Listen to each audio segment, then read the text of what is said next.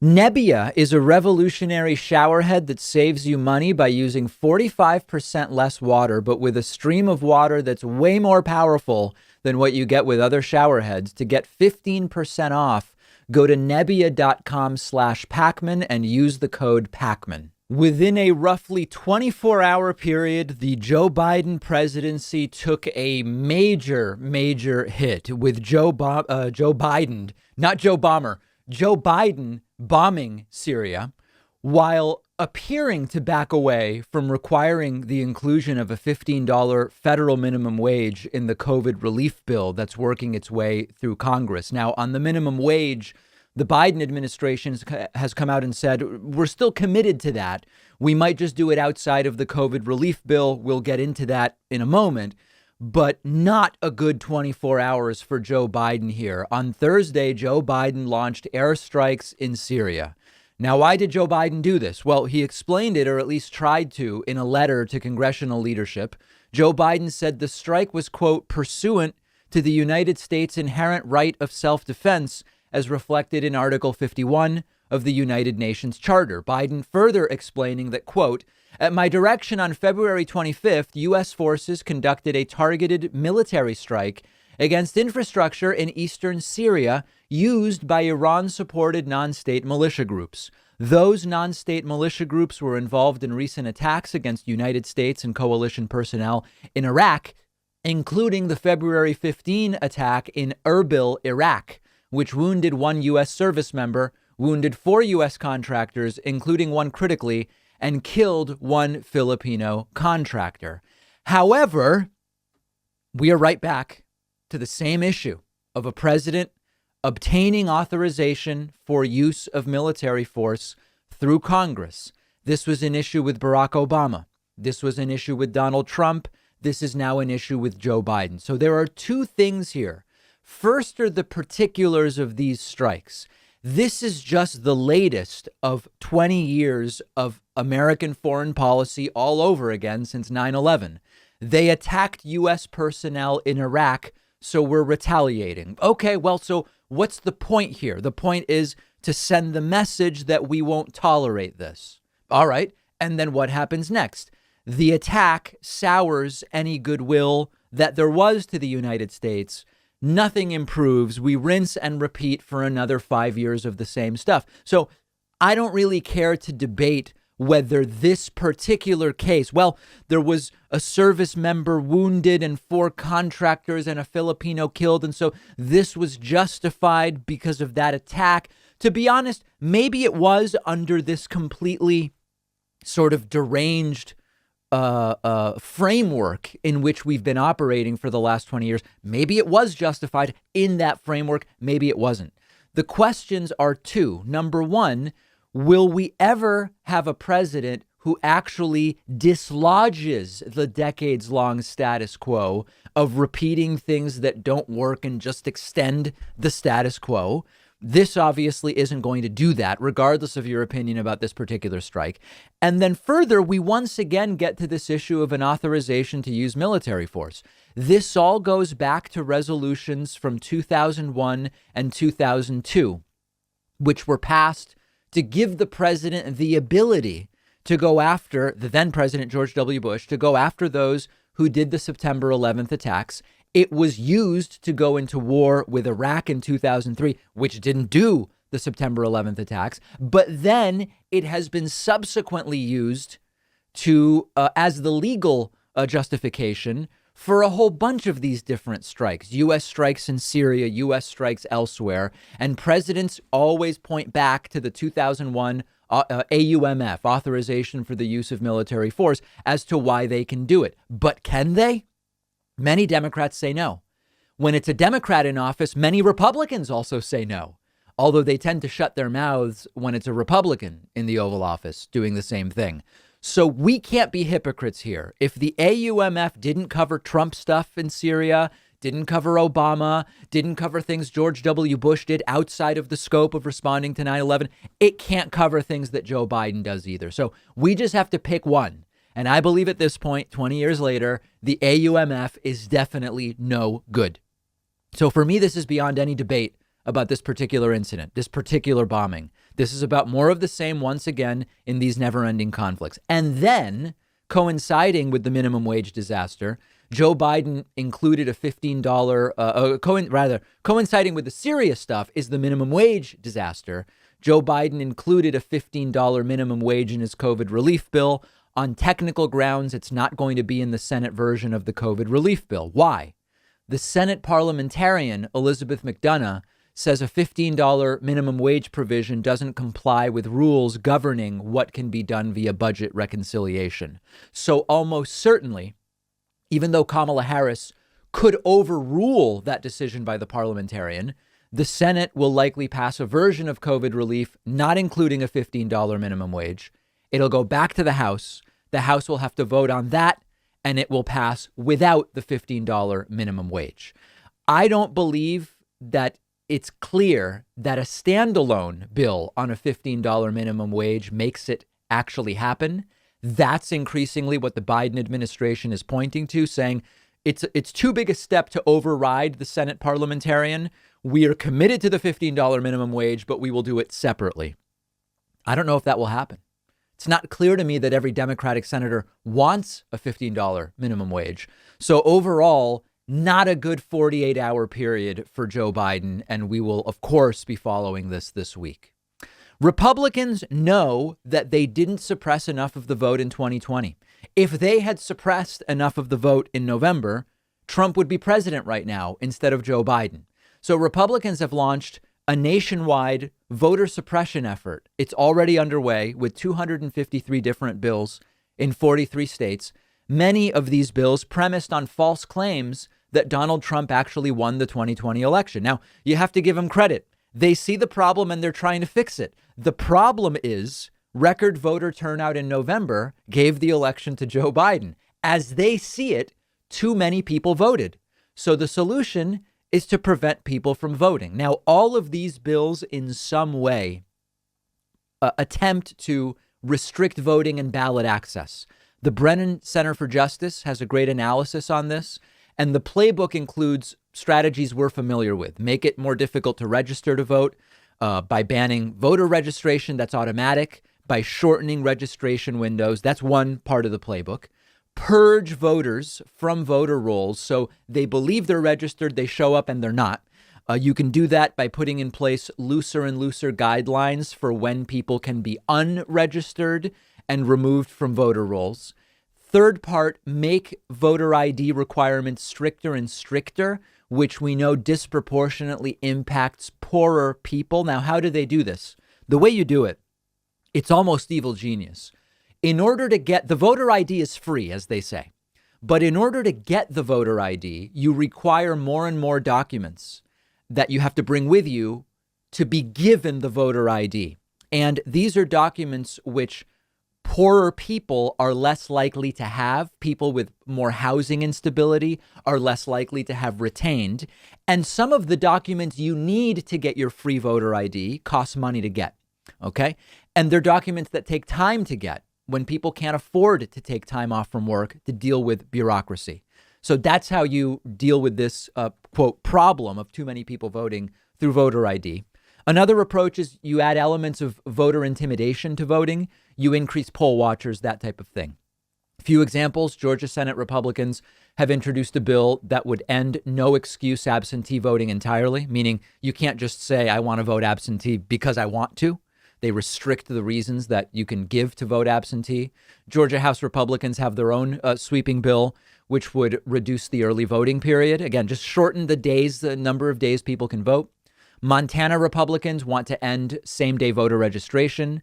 Missouri Republicans want a new voter ID requirement. New Hampshire Republicans want to ban out-of-state college students from voting in New Hampshire, and they want to end same-day registration. Iowa Republicans already approved a bill that would shorten voting hours, on and on and on. Now, at the same time that there are bills proposed to limit voting, there are also bills proposed mostly by Democrats to expand voting access, and hopefully some of those will pass. But Republicans aren't even pretending. They haven't been pretending for a long time. They openly want to win, not by winning the hearts and minds of people with policies that voters will like. They want to win by making it hard to vote. disproportionately for people that are statistically more likely to vote for Democrats. At some point, and I believe that that point is now, the only way to deal with this is to pass national election reform and to pass it in a way that it overrides state limitations that Republicans want to impose and to prevent the next president from just undoing it. Easier said than done, but is there any better time to do it than when Democrats control the White House, the Senate, and the House of Representatives for at least the next 2 years? The time to do it has to be now, and we'll be talking more about what that effort could look like in the future. Find me on Twitter at dpakman. Let me know your thoughts on this massive dump of voter suppression bills across the country from Republicans. The David Pakman Show at davidpakman.com.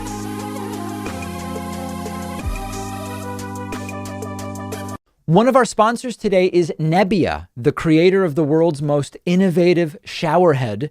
It uses only about half the water that other showerheads do, saving you money, helping the environment, but it's actually a lot more powerful than other showerheads on the market. It has twice the coverage of other showerheads. The water sprays with a ton of pressure. I've been using it in my bathroom at home. I love it. Only took a few minutes to set up, really easy, and it's been a totally different experience than any other shower head I've used. I can get in and out of the shower way quicker now because of how powerful it is. It only takes a few seconds to get completely rinsed off. So I was actually amazed that it's only using about half as much water.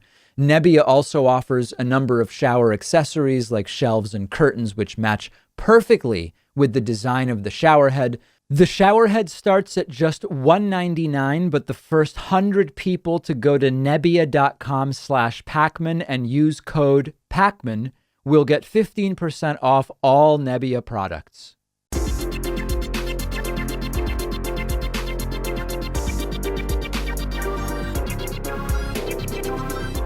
The David Pakman Show at davidpakman.com. Despite what you might read in the YouTube comments about our show, we are not funded by big corporate donors or rich dudes with a bunch of cash or anything like that. We're mostly funded by individual memberships on our website, joinpakman.com, and I would love for you to grab such a membership. February was a tough month for us from the standpoint of memberships. I would love for you to sign up, get instant access to the bonus show and the commercial-free audio and video feeds of the show. Joinpakman.com is the place to do it. And you can get a discount. Anybody who wants it can have it. Better21 is the coupon code. CPAC is the Conservative Political Action Conference.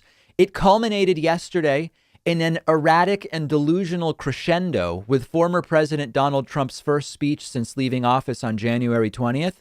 The speech started, of course, 70 minutes late for no good reason, endlessly delayed, and was rife with all of the things we would expect from Donald Trump. Lies about what he did, lies about what he didn't do, lies about what Joe Biden has done so far, lies about what Joe Biden has not done so far, lies about immigrants, lies about COVID, lies about the economy.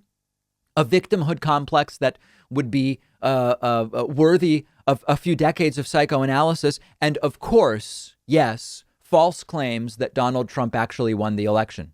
The speech was expected to be a Fidel Castro-like 2 hours or more. In the end, it was about 90 minutes. Trump appeared to sort of skip a bunch of the end when he and the crowd seemed increasingly bored by the things that he was saying. The crowd was also bored and silent during many parts of the speech. They were most riled up, and this tells you a lot about the state of the Republican Party. The crowd most titillated when Trump called COVID the China virus. They erupted with a standing ovation. When Trump claimed he won the election, the crowd went nuts. And when Trump talked about the new wedge issue of transgender women in sports, the crowd also gave a standing ovation. Those were the things that were most interesting to the crowd.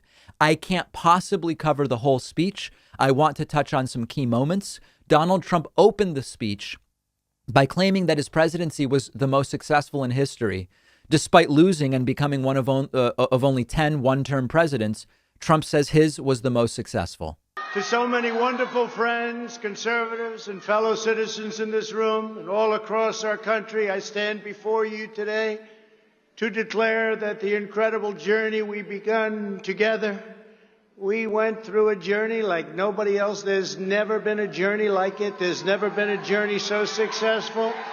We began it together 4 years ago. Interesting to take a presidency with no accomplishments, a globally humiliating failure on the pandemic, and a huge electoral loss and call it the most successful. But okay, the crowd, I guess, liked it. Most importantly, Donald Trump making it clear he is not starting a new party. And the former president, rightly identifies that starting a new party would make Republicans lose for a long time. We're not starting new parties. You know, they kept saying, he's going to start a brand new party. We have the Republican Party. It's going to unite and be stronger than ever before. I am not starting a new party. That was fake news. Fake news, no. Wouldn't that be brilliant? Let's start a new party and let's divide our vote so that you can never win. No, we're not interested in that. So Trump's analysis there is correct. The best assessment is the reports were accurate at the time. Trump was thinking of starting a new party, but he was talked out of it for this reason, that it would fracture the right and they wouldn't win for a very long time, which was also our assessment of that idea. As usual, Donald Trump cites out of context and apparently meaningless polling numbers about how popular he is. He can't get away from this. Take a listen. Mr. McLaughlin just gave me numbers that nobody's ever heard of before. More popular than anybody. That's all of us. It's all of us. Those are great numbers, and I want to thank you very much. Those are incredible numbers. I came here and he was giving me 95%, 97%, 92%. No one has ever been more popular than Trump, according to Mr. McLaughlin. The reality is Trump is the only president never to poll 50% approval throughout his presidency, and the only president to leave office with an approval so low. It was 29% approval when Donald Trump left office. And then, after all of these lies, Donald Trump pulls out the big lie that he won, and maybe he will even win the presidential election a third time, alluding to maybe running in 2024, and the crowd goes nuts. But who knows? Who knows? I may even decide to beat them for a third time, okay? Beat them for a third time. Importantly, though, Donald Trump did not announce his 2024 candidacy. It was rumored he might at yesterday's speech. He said he might run and that we'll see. We'll get to that later. Trump again claims that if the election had been fair, he would have won. I said it. Had we had a fair election, the results would have been much different. And then Donald Trump launched another brutal but completely ignorant attack on wind power. You knew he would do it. How bad is wind power? So I talk about it all the time at CPAC, right? We went to CPAC, remember last, I said, we're going to watch the president. Well, Alice, the wind isn't blowing. I don't believe we'll have any electricity. Remember, we would kid, but I wasn't actually kidding. It's such an expensive form of energy. It's so bad for the environment. It kills the birds. It destroys the landscapes. And remember, these are structural columns with fans on them. They wear out. And when they wear out all over the country, you see them. Nobody takes them down. They're rotting. They're rusting. How this is environmentally good for our country.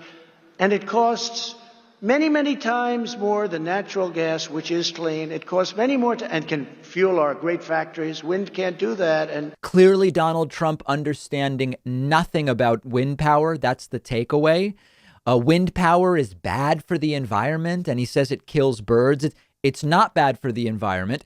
Wind turbines do kill some birds, but fossil fuel power kills way more animals. And Trump doesn't seem to care about that at all. It's merely a talking point that does well with the uninformed crowd.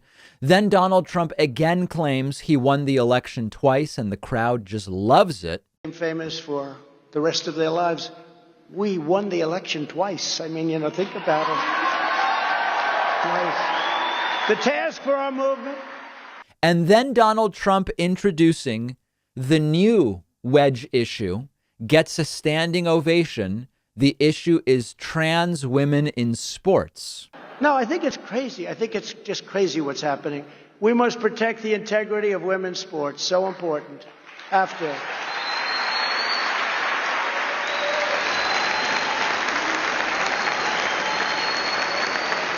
He then went into a mildly transphobic rant about that issue, and the crowd re-energized by that. Now, this next part is really important. Donald Trump is not starting his own party. I mentioned that earlier, but he's going out hard against Republicans he doesn't like, Republicans he sees as not loyal enough to him, and he calls out a long list of Republican senators and members of the House here. Democrats don't have grandstanders like Mitt Romney, Little Ben Sass, Richard Burr, Bill Cassidy, Susan Collins, Lisa Murkowski, Pat Toomey. And in the House, Tom Rice, South Carolina, Adam Kinzinger, Dan Newhouse, Anthony Gonzalez, that's another beauty, Fred Upton, Jamie Herrera Butler, Peter Meyer, John Katko, David Valadeo, and of course the warmonger, a person that loves seeing our troops fighting, Liz Cheney. How about that? So while Donald Trump did recognize that starting his own party would be bad for the right, he apparently doesn't think that attacking other Republicans will be bad for the right. Maybe he's right. I don't know. I guess we'll have to wait and see what impact that has. But Trump going very hard against other Republicans, and then Trump plugging a website where you can give money. He now says he's committed to helping Republicans in 2022, and he has a website where you can donate more money. He pitches that next. There's only one way to contribute to our efforts to elect America First Republican conservatives and in turn to make America great again, and that's through Save America PAC and DonaldJTrump.com. So go out there and do whatever you can, because we're going to help a lot of great people. Now, based on his grifting tens of millions of dollars to, quote, fight the election results, which he just kept for himself just months ago, I'm skeptical that your donations to this new grift are really going to go to what he claims they're going to go for. And then as the speech started winding down nearly 90 minutes after it started, Donald Trump teasing that he might run in 2024. With your help, we will take back the House. We will win the Senate. And then a Republican president will make a triumphant return to the White House. And I wonder who that will be. I wonder who that will be.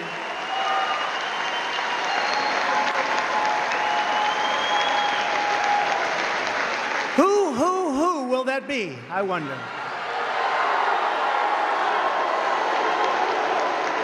So, yeah, the important takeaways. Trump has learned nothing. He's still repeating the same lies. The crowd still mostly loves it. So maybe it's the correct lies to repeat. I don't know. He's not yet committed to running in 2024, but he's not starting his own party. And he's very willing to attack Republicans who don't 100% lay down for Trump to walk all over them. Those are the takeaways. And beyond that, the bit players during the entire CPAC weekend mostly sucked up to Donald Trump, or at least avoided direct criticism of Donald Trump. So the overall takeaway is this remains the party of Trump for the time being. And Mitt Romney's statement last week that the nomination is Trump's if he wants it in 2024, as of today, March 1st, still holds true. Things can change. I still think that if a lot of these Trumpian elected officials like Boebert, Marjorie Taylor Greene, Madison Cawthorn, now accused by like 30 women of harassment during college, if they go down in flames in 2022, it starts to change the picture for Trump in 2024. But we're getting ahead of ourselves. After the break, we'll look at a few other key moments from CPAC. There weren't that many. And we'll also have more coverage of this on the show's Instagram page, rapidly approaching 100,000 followers on Instagram. You can find us there at David Pakman Show. The David Pakman Show at davidpakman.com.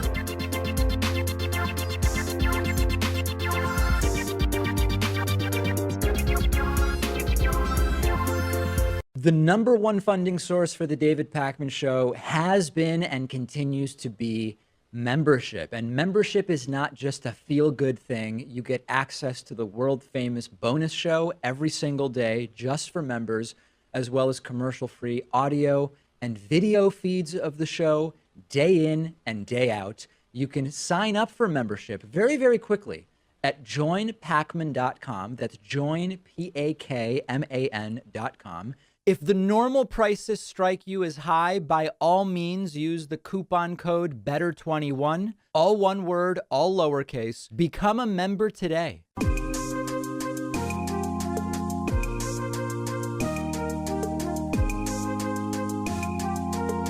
Welcome back to the David Pakman Show.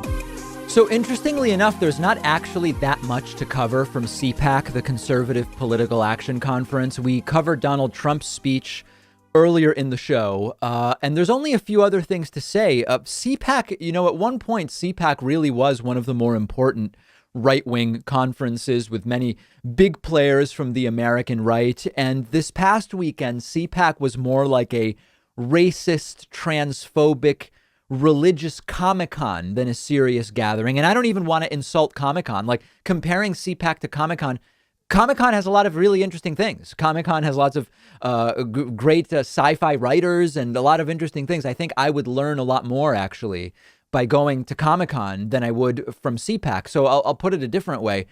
I would much rather go to Comic-Con than CPAC. Not only would it be more informative, I'd meet more interesting people and people more grounded in reality.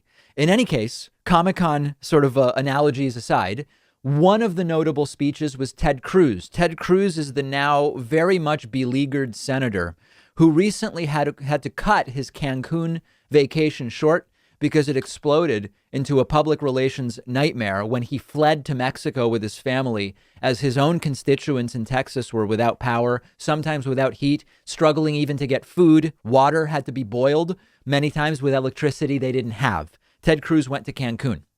So Ted Cruz goes to CPAC, and he appeared to have sort of like a manic episode. His speech ended with a completely hyperbolic crescendo of screaming, which we'll get to. But Ted Cruz first opening with a joke about wanting to be back in Cancun, I guess. God bless CPAC.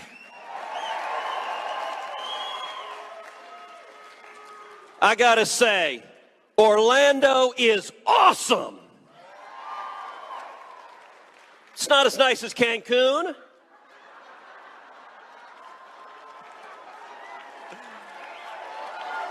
But it's nice.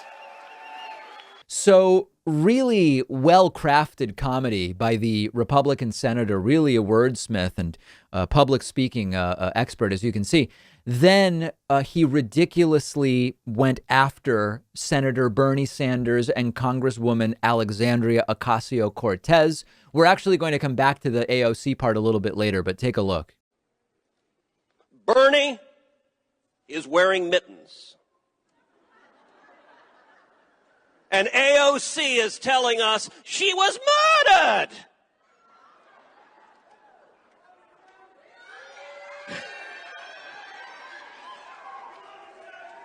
And the media desperately wants to see a Republican civil war. So this is like, I can't figure out if this is bad comedy or terrible political speech. I actually can't tell which it is. Maybe it's both. Ted Cruz then going into an anti-mask rant. They're still on this mask stuff. By the way, how many of y'all have eaten at a restaurant in the last 6 months? Can I just stop and say how strange the rules are right now? I want to understand how this virus works. So when you walk in, you got to put your mask on. Sadly, I've got two. You walk in, you got to put your mask on. You sit down, you take your mask off. See, apparently the virus is actually connected to elevation. No, remember, this is all about science. It's actually, it may not be elevation. I think it's that there are hormones that are released in your thighs when you're sitting. So you can sit at the table and there's no virus being transmitted. But if you stand up, put the mask on. Who wrote this stuff for Ted Cruz? They should really be writing for SNL or The Daily Show. I mean, great material for how you would ridicule a politician giving a speech. And then here is where Ted Cruz starts to kind of escalate and seemingly get more and more manic. They're saying everybody can get immunized. We can have herd immunity everywhere, and we're going to wear masks for the next 300 years. And by the way, not just one mask, 2, 3, 4. You can't have too many masks. How much virtue do you want to signal?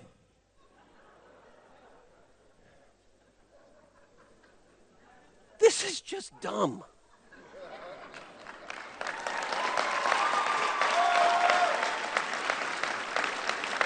Ted Cruz working himself up to actually being sort of short of breath now. And of course, as I've said many times before, the reason that public health experts have to be so cautious in what they say about what an individual getting vaccinated means is that so many people, like Ted Cruz, like his followers, like the people at CPAC, they are desperate to disregard all guidelines and measures.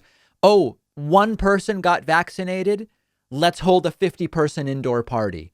Of course, reasonable people know that vaccination opens new doors for people. And of course, as more people get vaccinated, we will be able to start backing off of all the guidelines.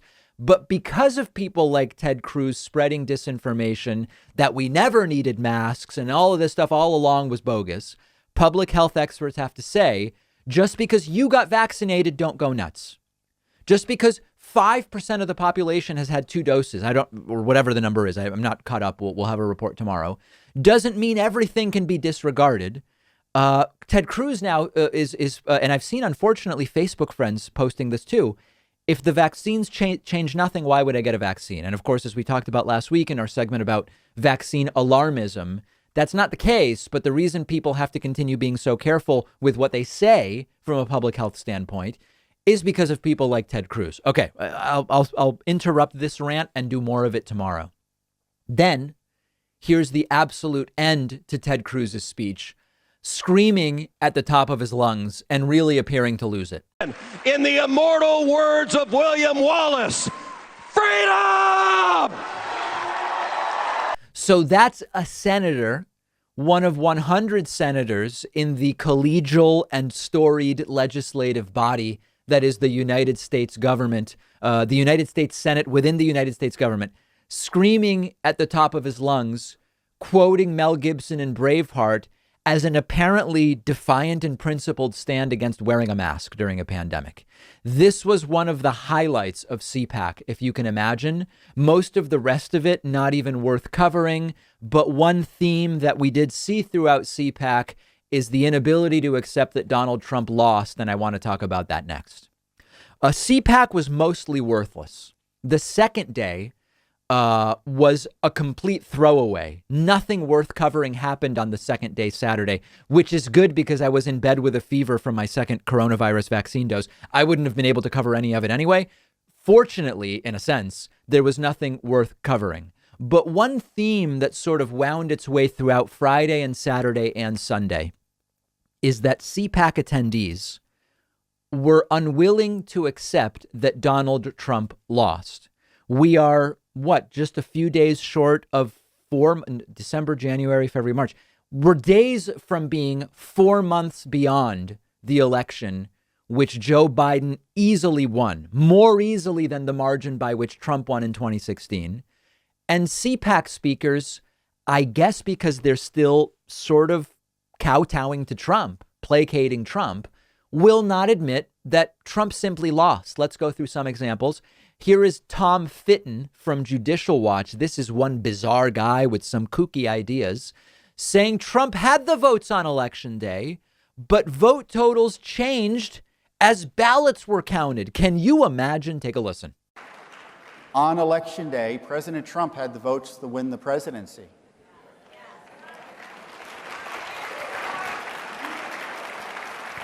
These vote totals were changed because of unprecedented and extraordinary counting after Election Day. Now, in a literal sense, what Tom Fitton says is true. votes that were cast by Election Day were counted after Election Day, legally, as always happens with absentee ballots. And as those votes were counted, the results changed. Yet that is, in a technical sense, it is true. He wants you to believe something illegal happened. Of course, it didn't. Then Larry Kudlow, Donald Trump's former economic advisor, talking about polling from last October. We have ballots that we counted now. You talk about polling beforehand, but Larry Kudlow is talking about polling from before the election. Comments on that. I was interested last October. A Gallup poll said 56% of Americans believed at that time that they were better off than they were 4 years ago, despite the fact that they had been in the pandemic. They still believed that they were better off. That's a Trump thing.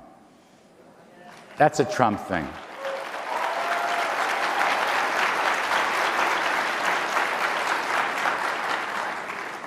And then Josh Hawley gets a standing ovation after reminding the crowd that he voted not to certify the election results on January 6th. This was part of what incited the violent riot. And the crowd gives Josh Hawley a standing ovation. You know, on January the 6th, I objected during the Electoral College certification. Maybe you heard about it. I did. I stood up.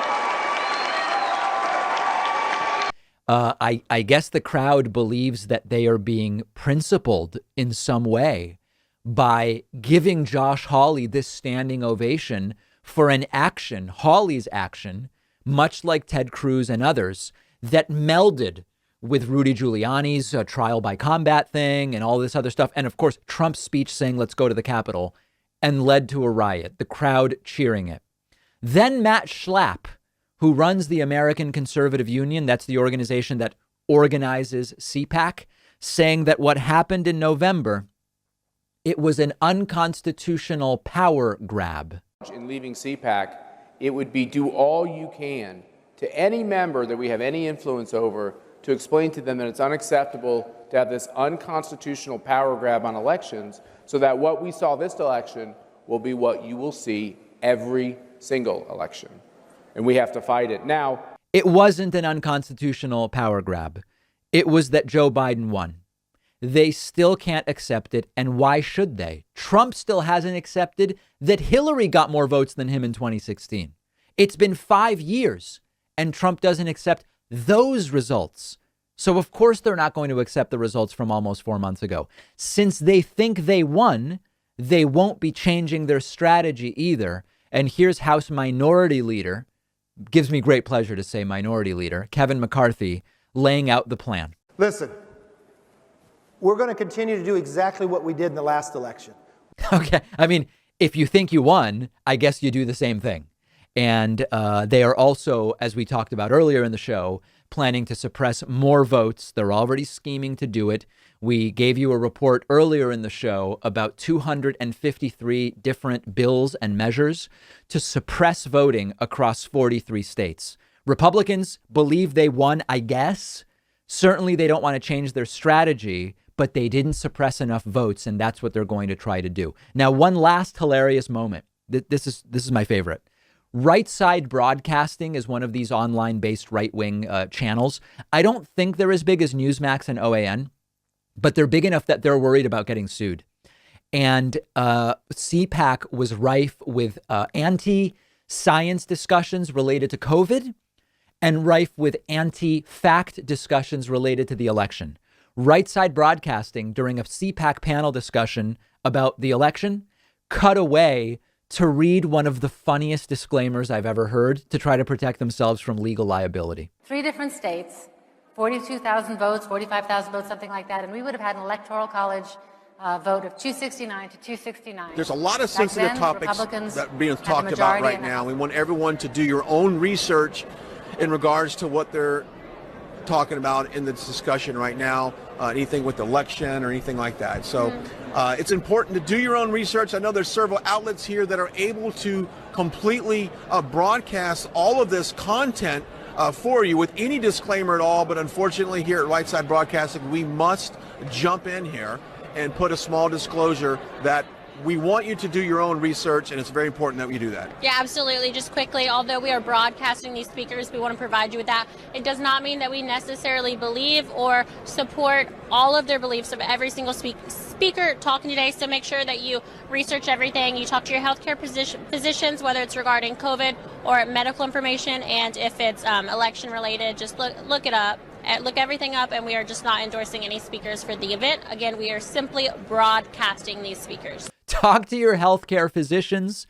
There's so many election lies and so many bogus medical claims being made at CPAC that Right Side Broadcasting has to cut away and issue this absolute gold disclaimer.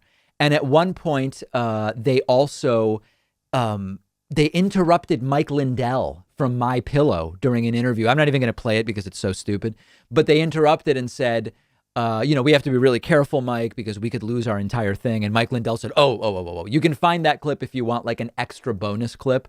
But this is where my coverage of CPAC ends. We're going to take a quick break. We'll do more vaccine stuff after the break and many more things. Glad you're with us on this first show in March 2021. The David Pakman Show at davidpakman.com.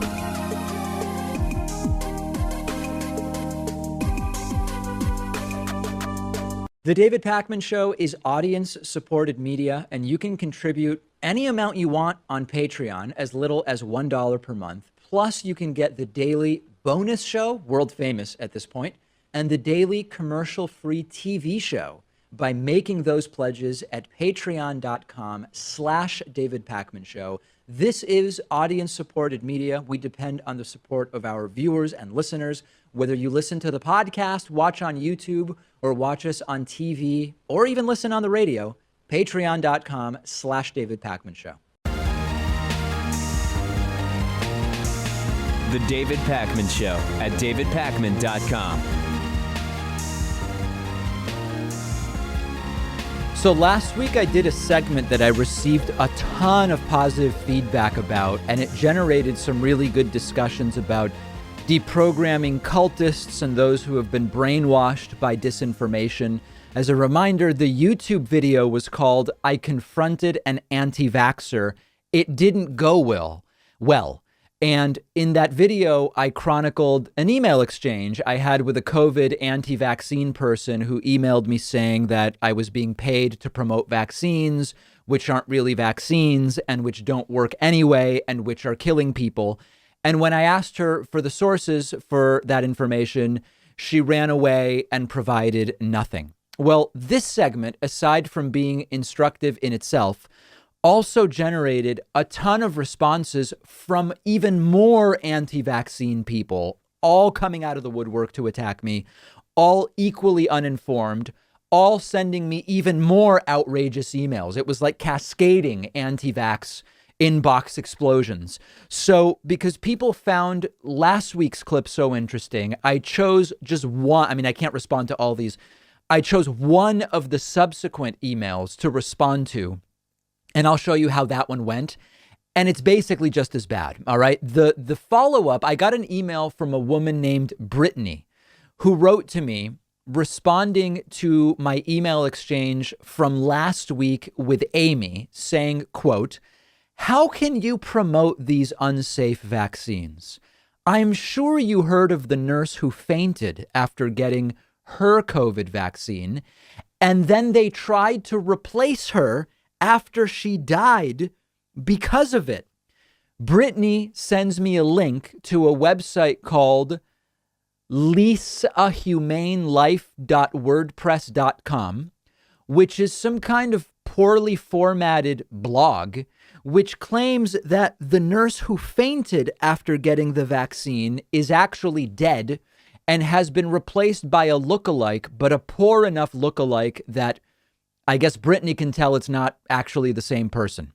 Now, initially, I ignored this because it's so dumb and it's been so widely debunked. We know that the nurse didn't die. We know there's lots of people who just faint around needles. We don't know if this nurse fainted as a rare reaction to being vaccinated specifically by this vaccine, or she just faints around needles, a sort of vasovagal incident. But most importantly, she didn't die. But I didn't respond because it seemed like a waste of time.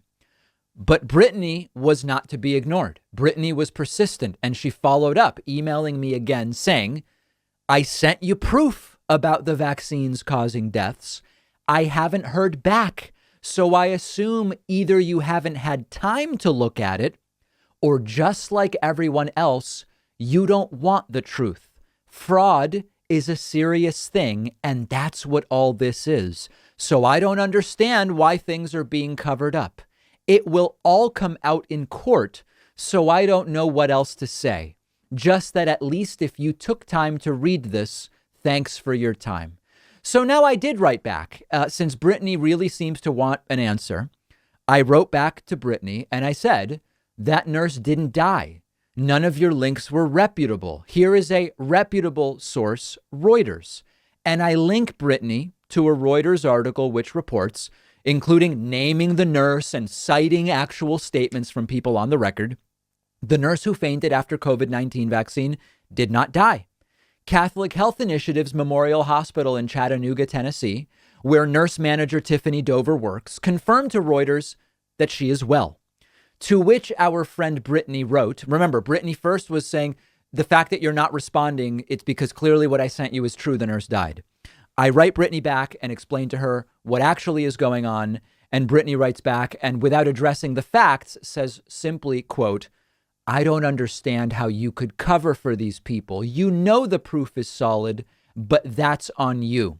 Justice will come. Now, as we discussed last week, every time I show something like this or some of the hate mail that I get, people write in and say, David, these aren't people who are just wrong. These people are clearly suffering from mental illness, often paranoid delusions. Now, I certainly can't diagnose that. I don't know how my audience can.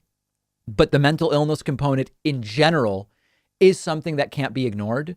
But either way, taking this at face value, someone who believes lissahumanelife.wordpress.com without any citations over a specific report from Reuters with source links and naming individuals that are giving statements, that's not someone I think I can get back to reality, mental illness or not. That's just a pragmatic reality. And the problem ultimately is we need to get these folks vaccinated in order to build herd immunity. So it's not merely an academic or theoretical thing to figure out, like, how can we reach them?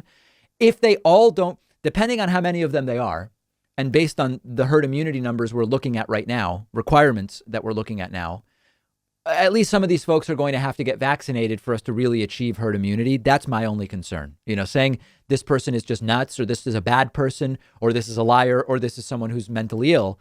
It's a curious question, but less relevant to actually figuring out how to deal with this. And unfortunately, I don't have an answer. I'm interested in hearing from you if you think you have one. While Republican Senator Ted Cruz was flying back and forth from Cancun, Mexico, late 2 weeks ago, Democratic New York Congresswoman Alexandria Ocasio-Cortez was raising millions of dollars for Ted Cruz's Texas constituents and was volunteering at the Houston Food Bank for Ted Cruz's constituents. Now, did Ted Cruz thank AOC? No, he didn't. Did Texas Governor Greg Abbott thank AOC and Beto O'Rourke and all the other Democrats who fundraised for Texans? They didn't. Did they thank AOC and other Democrats who flew to Texas and went to work at the Houston Food Bank to help Ted Cruz's constituents? No, they didn't thank them for that either. And when Ted Cruz finally mentioned AOC, it was Friday during his CPAC speech. We saw this clip earlier during our Ted Cruz clip. Here it is again. Here is Ted Cruz making fun of AOC for her experience during the January 6th Trump riots. Bernie is wearing mittens. And AOC is telling us she was murdered.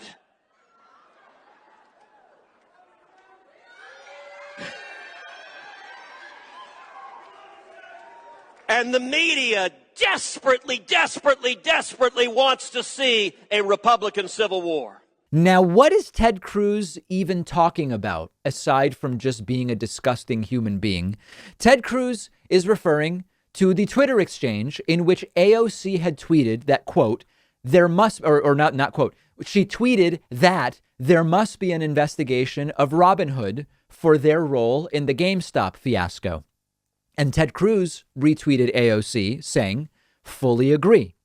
And AOC, instead of sort of accepting Ted Cruz's, I guess, bipartisanship, AOC tweeted a rebuke of Ted Cruz saying, quote, I'm happy to work with Republicans on this issue where there is common ground.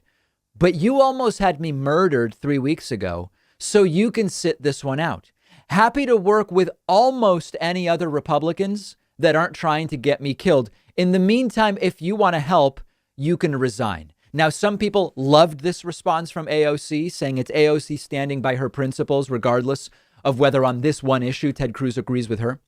Others were sort of upset that AOC responded aggressively to a senator saying, I agree with you on this particular issue. Now, Ted Cruz is so disgusting that I do tend to side with AOC on this particular one. But this is less about AOC and more about the fact that even Republicans from Texas who did nothing for their constituents during the storm can't simply thank AOC for what she did do for Texas. AOC has done more for Texans than their own senator. Dozens of people died in Texas. AOC helped them, raised money, went to Texas, went to a Houston food bank and worked. Ted Cruz went to Cancun and he's making fun of AOC. Everybody lighten up is the type of thing people say when they've failed to deal with something serious and they want everybody else to take it less seriously. That's how they tell everyone not to worry about it. Now, maybe people like Ted Cruz see AOC as a sucker for helping Texans. What I mean is she didn't have to do it. Like, legally speaking, Texans aren't her constituents. She's the sucker. Maybe that's the view Ted Cruz has. AOC was suckered into helping people who don't even get to vote for her one way or the other. Either way, these are really pathetic people, and we can only hope that they are eventually held accountable. And like I said last week, unfortunately, with Ted Cruz's next election, if he chooses to run for re-election, still 4 years away, I'm not super optimistic that this entire fiasco is really going to hit him in any way that it will actually hurt. I hope to be wrong. But I mean, when a Democratic New York congresswoman is doing more for Texas constituents than their own senator who's trying to escape to the beach in Mexico, you know that one of two things is going on. Number one, either voters really don't care what their elected officials do and they care only about what they say, which is quite probable. Or two, there may not, we may just not have a system that has consequences for bad actors in the political system, in which case we have to figure out other ways to win these elections.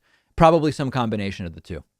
We have a voicemail number. That number is 219-2-DAVID-P. I got a lot of voicemails about CPAC, a few dozen of them. I'm going to play one for you here. And you may have noticed that the sort of slogan or motto for CPAC this year, the Conservative Political Action Conference, was America Uncanceled. And this is referring to a couple of different things. Uncanceled in terms of the right has seen COVID guidelines as not public health needs, but rather as the cancellation of American people, of American business, etc. So CPAC uncanceled in one way means the uncanceling of things that were canceled due to COVID. They also are now waging this so-called war against cancel culture. So kind of a double meaning. Here's a voicemail I got about really what they mean by cancel culture. Take a listen to this. Hey, David. Adam from Layton, Utah here. Yes. I want to say that cancel culture is really just another form of victimhood. Yes. From the right-wing conservatives in America. Anywho, what's going on there? Why does victimhood appeal so much? I don't know. Help me make sense of this. Thanks. Yeah, I don't know about victimhood is so appealing to the right. Victimhood is useful to the right. And if you listen to Donald Trump's CPAC speech yesterday, if you listen to Donald Trump's entire presidency and everybody around him and right-wing media, for a party and a political movement that has claimed for decades to be about personal responsibility, the degree to which they have made themselves the victims of everything is quite stunning. It really is. Donald Trump has been treated unfairly by the media. The right has been treated unfairly by public health officials. They are the endless victims all the time. And I, from a psychological standpoint, I'd be interested to learn more about what it is that makes it appealing to them. I think it's politically useful. I think right-wing elected officials, Republican elected officials, have realized that, particularly the sort of right-wing populists, that the rhetoric of victimhood about how they are trying to fight for you, but everybody's attacking them, it fits in very neatly with this right-wing populist, faux populist rhetoric that they endlessly repeat and promote, even though it links in absolutely no way to the actual policies that they put forward. So for me, it's more about political utility. And they've been self-victimizing when it comes to how they're being treated on social media networks, ignoring that the stuff that's in violation of the terms of service is coming overwhelmingly from them. They ignore that. They look only at a sort of consequences-based approach. And then, of course, what that gets you to is they believe they should be free of consequences. There shouldn't be any consequences to the things that they do or the things that they say. And any consequences to their speech or actions, by definition, are them being attacked.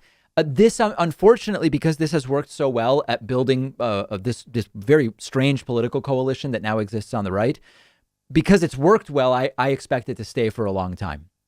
But I'm curious to hear from people in the audience, psychologically, what makes this self-victimization so appealing?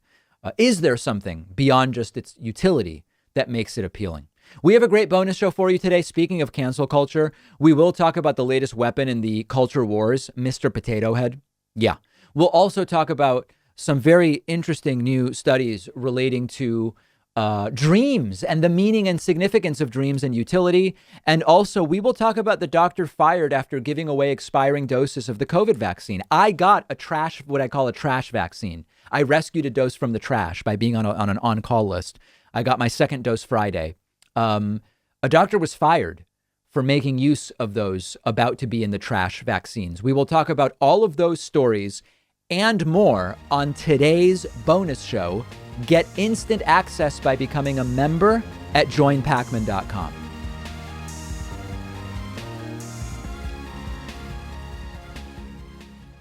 Thanks a lot for watching today's show. I just want to take a second to tell you about today's sponsors. Nebbia is a revolutionary showerhead that saves you money by using 45% less water, but with a stream of water that's way more powerful than what you get with other showerheads. To get 15% off, go to nebbia.com/Pakman and use the code Pakman.